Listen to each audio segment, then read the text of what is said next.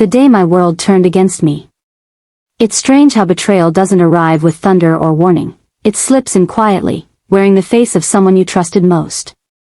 For me, that face was Lila's, my best friend since freshman year of high school, the girl who swore we'd conquer the world together. We were inseparable. Two sides of the same coin. She was loud, magnetic, the kind of girl who drew attention without trying. I was quieter, more deliberate, the one who balanced her chaos with calm. She said I was her anchor. I believed her. Back then, I had no idea how easily anchors can drown with the wrong person holding the chain. The story began on a humid spring morning in Austin, Texas, the kind where the air feels heavy, like it knows something bad is about to happen. I remember staring at my phone screen, reading a text that froze me in place. We need to talk. It's serious. Lila. By the time I reached her dorm, she was pacing, pale and panicked. She kept saying, I messed up, her voice cracking between words. There was talk about a university research project, one we both worked on, and a file she had accidentally deleted, something critical, something our professor had warned us never to lose. She looked at me with glassy eyes and whispered, I can't afford to take the fall for this, not after everything I've worked for. I told her we'd fix it together. That's what best friends do, right?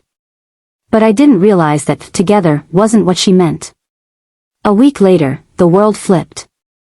I got a call from the university's ethics board. They'd received a complaint that I had manipulated the data. They had evidence, screenshots, and a signed statement, Lila's. At first, I laughed in disbelief. Then I read her statement. It was precise. Detailed. She described finding me editing files late at night, said she confronted me but I brushed her off. She wrote that she wanted to protect the integrity of the project. My stomach turned cold.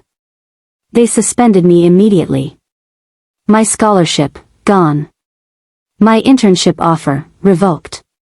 My reputation, crushed overnight. The whispers started in the hallways. Did you hear about Ava? She cheated. She was desperate for grades. My name became poison. And Lila? She kept her head down, played the innocent friend who was heartbroken over what I'd done. I saw her once across campus, eyes red, face trembling as she told someone she still couldn't believe it. I wanted to scream. To grab her by the shoulders and shake her until the truth came out. But how do you fight when everyone already decided your guilt? I remember packing my things that night. The rain outside was relentless, pounding against the windows as if trying to drown out the sound of my sobs. My roommate avoided eye contact. Even my professors didn't respond to my emails. It was like I'd been erased. I went home to my mother's small apartment, carrying shame that wasn't mine. She didn't ask questions, she just held me while I cried into her sweater, whispering, we'll get through this. But part of me knew something inside me had died, not just my future, not just my name, but the version of me that believed loyalty was sacred. Days turned into weeks. Then months. And just when I thought I could start rebuilding, I saw her, on the university's official Instagram page. Lila, smiling in a lab coat, receiving an award for the very project she destroyed me over. The caption read, Excellence in Research, Lila Brooks. I stared at that photo until my hands shook. And that was the moment the tears stopped. Because for the first time, I didn't feel pain. I felt purpose. If she had stolen my future, would rewrite hers. Not out of spite, but justice. Because some people only learn truth when they're forced to live it. And I was done being silent. The cracks beneath her perfect life. Revenge doesn't begin with rage, it begins with silence. The kind that hums in your chest when everyone else has moved on, but you're still living the wreckage. For months, I disappeared from the world that had turned its back on me. No social media. No friends. No trace of the girl who once believed the world was fair. But pain has a way of sharpening the senses, it turns memory into evidence and heartbreak into motive. I started following Lila's life from the shadows. Not obsessively, methodically. Her LinkedIn page glowed with achievements: research lead, award recipient, graduate fellowship. Her smile was the same one that used to light up late-night study sessions in my dorm. Only now, it was weaponized, painted over with lies she'd built on my ashes. But behind that perfection, I noticed something. Little cracks. Tiny inconsistencies in her story. In one interview she gave online, she mentioned that she alone handled the statistical analysis. But I remembered that Lila never learned the software we used. She always relied on me for that. Another article quoted her describing methods that I wrote myself, word for word, from my original draft, the one she claimed I'd corrupted. That was my first proof, not enough to expose her yet, but enough to know the truth was hiding just beneath her polished surface. I printed everything, screenshots, emails, timestamps, building a quiet archive of her deceit. And the more I dug, the more I realized, she hadn't just framed me to escape trouble. She'd done it to become me. Every accolade she received carried my fingerprints. Every praise she got was a stolen echo of the work I bled for. It would have been easier to let it go, to move on, start fresh somewhere new. But how do you move on when the world still worships your betrayer? One evening, I went back to the campus. It felt strange, walking those same hallways where my name had once been whispered with disgust. The posters had changed, the faces were newer, but the walls still held my ghost. I stood outside the lab where it all began. Through the glass, I saw her, Lila, standing beside a professor, laughing softly, confident, untouchable. For a second, my chest tightened. That familiar ache of missing her flickered, but then I remembered the email that had destroyed me, her signature at the bottom, delicate and final. I turned away before she saw me. That night, I made a choice. If no one else would tell the truth, I would. And not just with words, with proof so undeniable that even she wouldn't be able to breathe through it. I contacted an old classmate, Riley, who'd always been good with computers. She owed me a favor from years back, and when I told her what happened, she didn't hesitate. "You still have the old project files?" she asked. I did. Backed up on a drive Lila didn't know existed. Within days, Riley traced hidden metadata from the original data sheets, timestamps showing that the files had been altered after I lost access to them. And the device ID? It wasn't mine. It was Lila's. I sat there in Riley's apartment, staring at the proof that could finally clear my name. But instead of relief, I felt something heavier, a deep, pulsing calm. Because I knew now that clearing my name wasn't enough. She needed to feel what I'd felt, to lose what she'd stolen. So I planned carefully. I waited for her next big moment, the day the university would honor her publicly for academic excellence. She was set to give a speech. Cameras. Press. The perfect audience. And while she rehearsed her lies, I prepared the truth. A single email. One file. And a plan that would unravel everything she'd built. She thought she'd buried me. But she was about to learn, graves make excellent ground for rebirth. The day the truth began to burn. The morning of Lila's ceremony arrived like the calm before a storm, the kind where the air feels too still, the silence too polite. Outside, Austin was drenched in sunlight, but to me, everything looked cold and colorless. I hadn't slept. Not because of fear, but because of what comes after fear, certainty. I'd rehearsed my plan 1,000 times. Every click, every file, every word. Lila's event was being live-streamed by the university. The entire faculty, press, and hundreds of students would be watching. And I had timed it perfectly. While she stood on stage, delivering her polished speech about integrity in research, an email would go out, not from me directly, but from an anonymous address Riley had helped me create. The email contained the backup files, the metadata, the screenshots, and a simple subject line. The real author behind the award.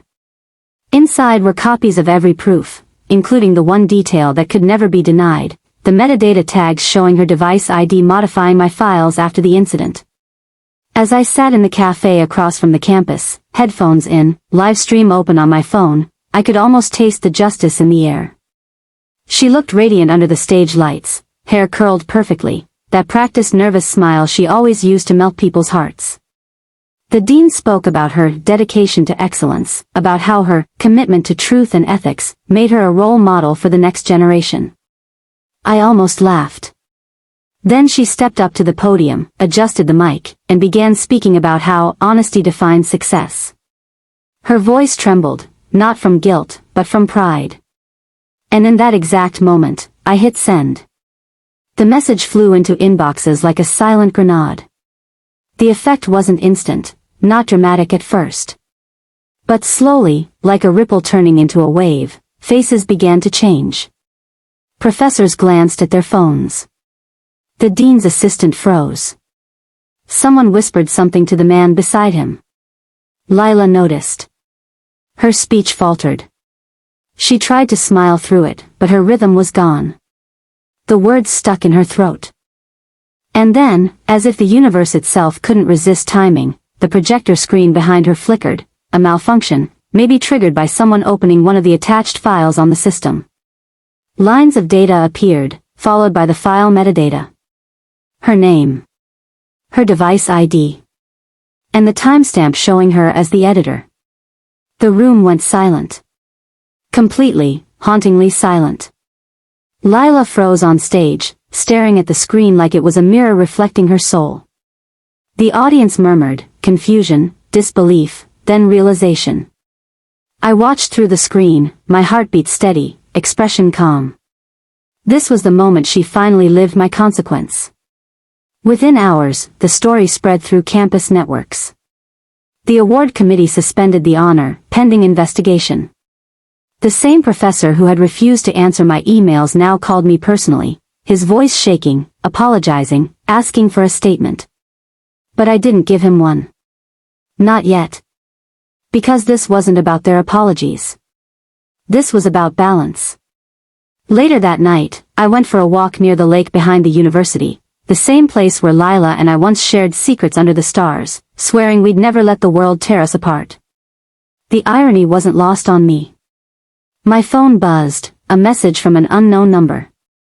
Ava, please. Can we talk? I need to explain.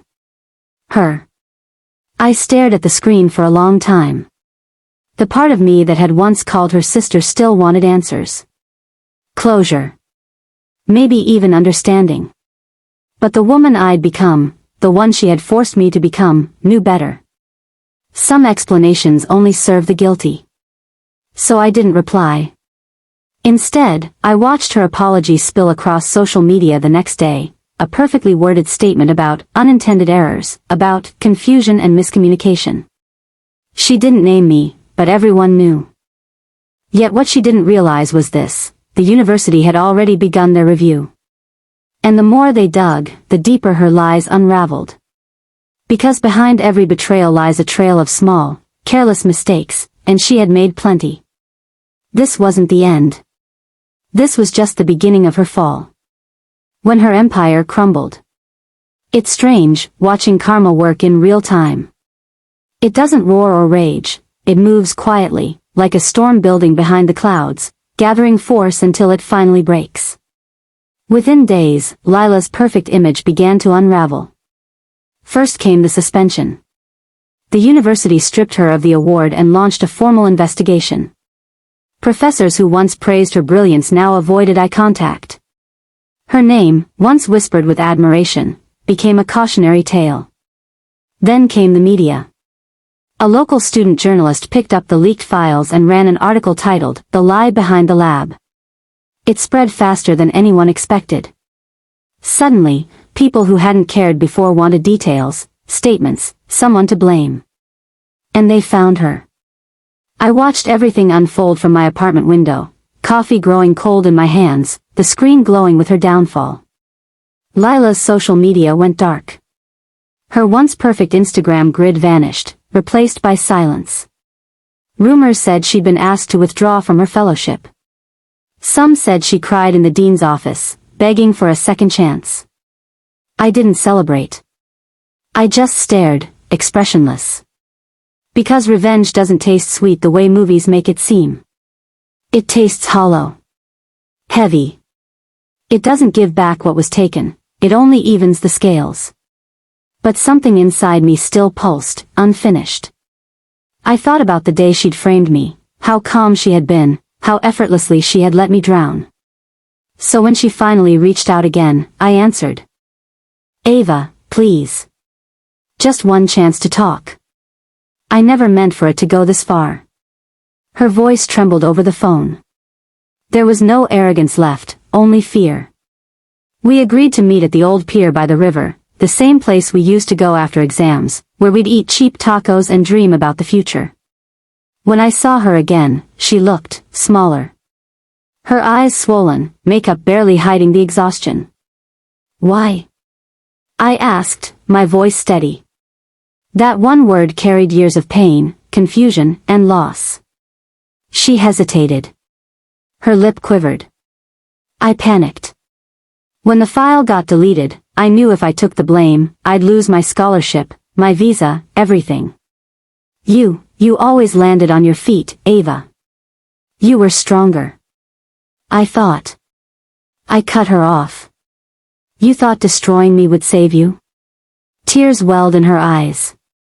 I told myself I'd fix it later, that I'd confess once it blew over. But then you left, and I couldn't stop. Every time I tried, I got deeper. I let her speak. Every word was like a mirror shattering, revealing a truth I already knew. Her betrayal wasn't about hate. It was about fear. And fear makes cowards of people who call themselves friends. For a long moment, neither of us spoke. The wind moved across the water, carrying the sound of everything we'd lost. Finally, I said, you didn't just ruin my life, Lila. You made me someone I don't recognize. She looked at me, desperate. Please, Ava. I've lost everything. Isn't that enough? I studied her, the girl who once shared my laughter, now trembling before me, begging for mercy. And for a fleeting second, I wanted to say yes. To walk away and let her drown in her guilt. But then I remembered the months I'd spent in silence. The looks, the whispers, the nights I'd stared at my ceiling wondering if I'd ever be believed again. So I leaned closer and said quietly.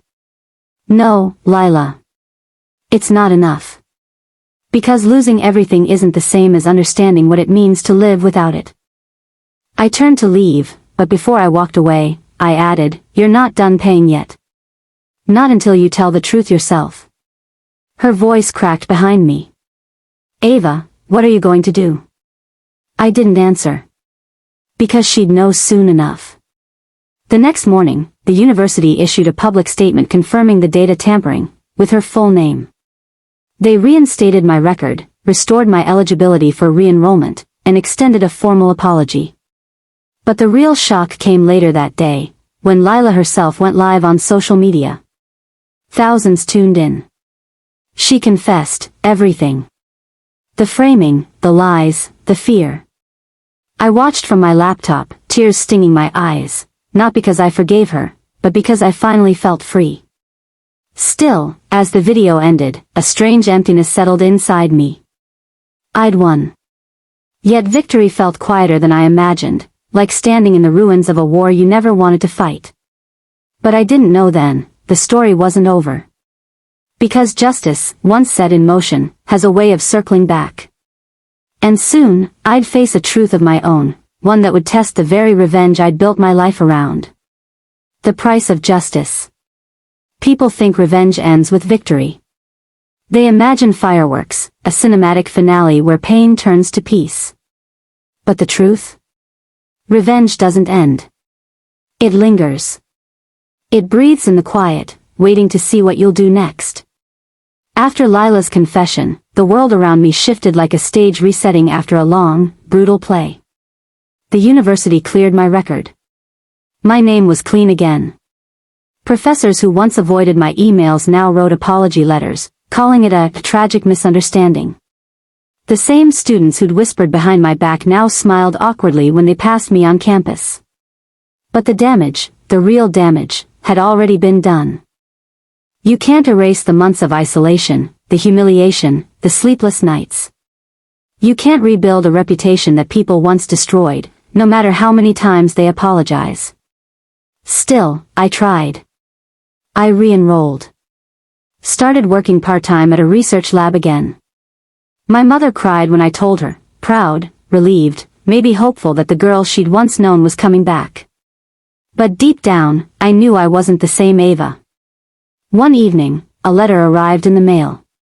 No return address, but I recognized the handwriting instantly, Lila's. I hesitated before opening it, afraid of what it might contain. Inside, there were only a few lines. Ava. I left Austin. I couldn't stay. Every day, I see what I've done, in every reflection, every empty call, every person who won't look at me. You got your justice, and I deserve my punishment. But please, don't let my sin become your story forever. Lila. I read it 3 times. Each word felt heavy, not because it undid what she'd done, but because it carried the one thing I hadn't expected from her, honesty. For days, I couldn't shake that letter. It haunted me more than her betrayal ever did. Because deep down, I'd built my strength around hating her, and now, she was gone. What do you do when your enemy disappears, and all that's left is the mirror of who you've become? I started walking by the river again, the same place where everything had fallen apart. I'd stand there and watch the water move, endless, indifferent, beautiful. It reminded me that life doesn't stop for anyone's pain. One evening, as the sun dipped low, I saw a group of freshmen laughing nearby. Their joy was effortless, the way mine used to be. And for the first time in years, I smiled. Not because I'd won, but because I'd finally let go. Lila would live the rest of her life in the shadow of what she did. That was her consequence. You can't erase the months of isolation, the humiliation, the sleepless nights. You can't rebuild a reputation that people once destroyed, no matter how many times they apologize. Still, I tried. I re-enrolled. Started working part-time at a research lab again. My mother cried when I told her, proud, relieved, maybe hopeful that the girl she'd once known was coming back. But deep down, I knew I wasn't the same Ava. One evening, a letter arrived in the mail. No return address, but I recognized the handwriting instantly, Lila's. I hesitated before opening it, afraid of what it might contain. Inside, there were only a few lines. Ava. I left Austin. I couldn't stay. Every day, I see what I've done, in every reflection, every empty call, every person who won't look at me. You got your justice, and I deserve my punishment. But please, don't let my sin become your story forever.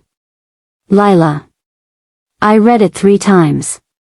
Each word felt heavy, not because it undid what she'd done, but because it carried the one thing I hadn't expected from her, honesty. For days, I couldn't shake that letter. It haunted me more than her betrayal ever did. Because deep down, I'd built my strength around hating her, and now, she was gone.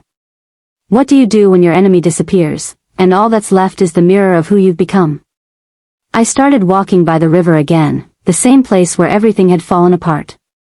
I'd stand there and watch the water move, endless, indifferent, beautiful.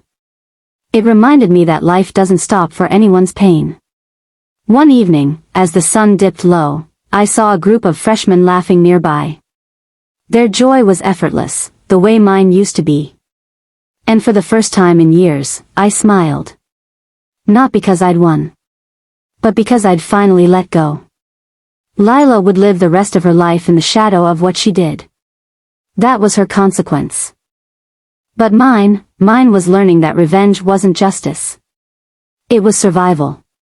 And survival was only the beginning of reclaiming myself.